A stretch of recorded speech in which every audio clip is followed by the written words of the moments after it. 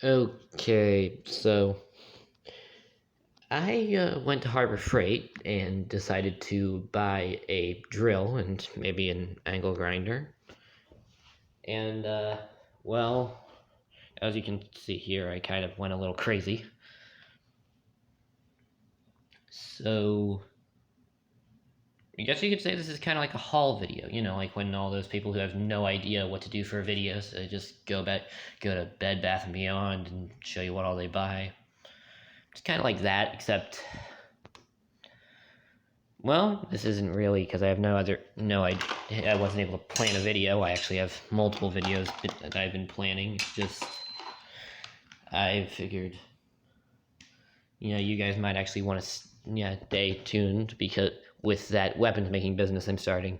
See, I just recently got some funding and, so I went to Harbor Freight to get some tools. After this, after that, you see, I'm going to start making weapons and armor and the miscellaneous survival item, and I'm going to start selling them as soon as I get finished setting up. Now, let's get started. First off, I got some safety glasses.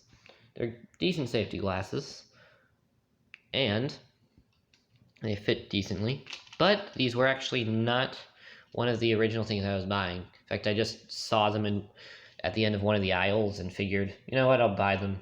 Because generally, sharp pieces of metal getting jammed in your eyes at high speeds is not very good for your health or your career. So, that's why I bought them. And that's really all I can say. Next up, I bought a speed square. Now, for all you who don't know what a speed square is, it's like a ruler that's on steroids. Now, this thing here is to make sure that whatever your thing, it's level with whatever you're measuring.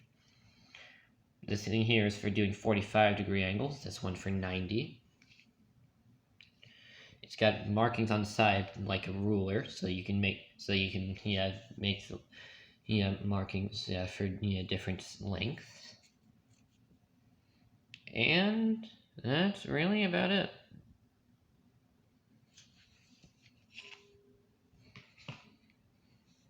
Speed squares are simple but important. Then I bought these 10 snips. They're basically industrial grade scissors. These things, before school closed, I had a machine tools class, and we used these to cut sheets of aluminum and steel. These things are incredibly strong and can cut through quite a lot. Ultimately, these are great, and they work as regular scissors too. Although you can't really cut much, with these because of their shape, but you can cut in straight lines. And the handle fits well, in my hand. Fits better for my right one. And this thing right here, easy release. And as long as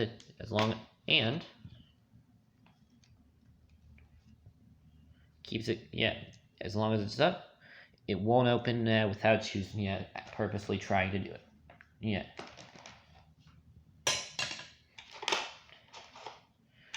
Then I bought this riveter. Now, for all you who don't know what a riveter is, it rivets things. Basically, a rivet is a piece of metal that connects two other pieces of metal. Rivets are actually what hold battleships together. They are really great. Of course, they're not really useful for woodworking, but for metalworking, you can't really get anything stronger shy of welding. And I can't afford a welder, and even if I could, the only welding I know how to do is spot welding, and that's, pretty limited in what it can do.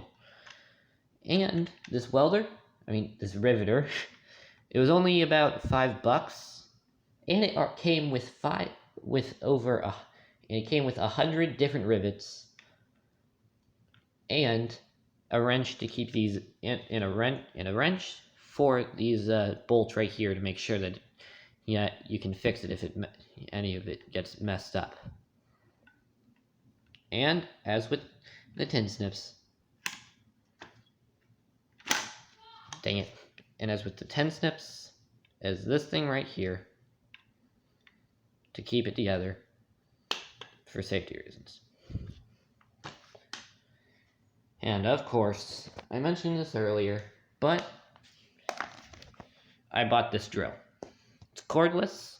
It's lighter than any other drill I've used before, and it seems powerful enough to be able, to drill through metal with a good drill bit. Oh, and it has a light on it. I have never actually used a drill with a light before. Battery's rechargeable, and it came with the charger, so that's good. Only problem is it didn't come with any drill bits, so I bought these. Dang it.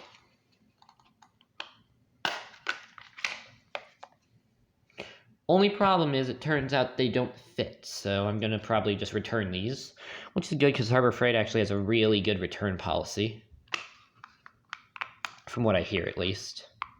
So I'm probably just gonna return these and maybe get some drill bits that actually work for this.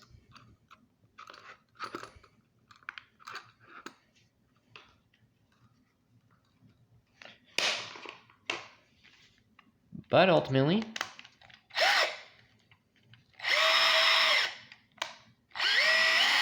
it's reversible. It shouldn't overheat.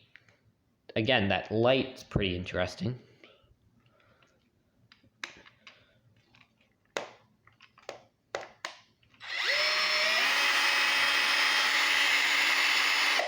And again, it looks powerful enough to actually cut through, to be able to drill through metal with a decent drill bit.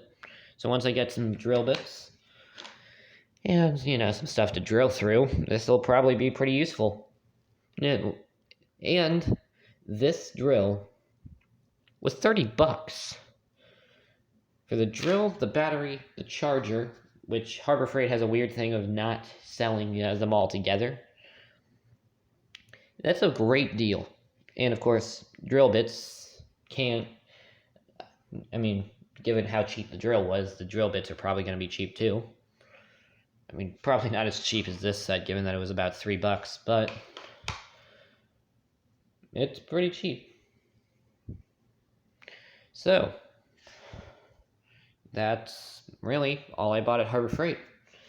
Now, if you guys think of any other tools I'm probably going to need for making weapons, I'd like to hear what you have to say. Now, I actually do have a file in Hacksaw, which I actually have around here somewhere. But